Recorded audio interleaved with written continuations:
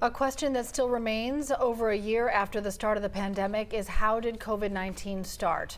Now there's new information on researchers at the lab in Wuhan, China, who got sick before the first reported cases of the virus. Jennifer Bellamy is following this for us tonight. Jennifer, this could add weight to the push for a more thorough investigation into the origins of the virus. Yeah, sure. Wuhan is where the first known cases of COVID-19 were reported back in December of 2019. In March, the World Health Organization released a 120-page report outlining 4 theories on its origin.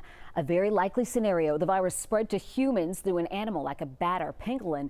Extremely unlikely: a lab leak. But now 2 people briefed on a U.S. intelligence report say the report found 3 researchers from the lab got sick in November of 2019 and had to be hospitalized. A State Department fact sheet from January only said it was several researchers in autumn 2019 with symptoms consistent with both COVID-19 and common seasonal illnesses.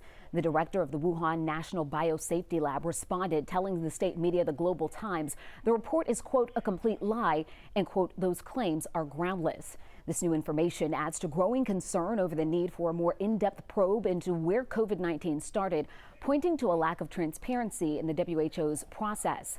CDC Director Dr. Rochelle Walensky says the WHO is moving forward with a second phase of its report, but made it clear she'd like to see more transparency in this next phase.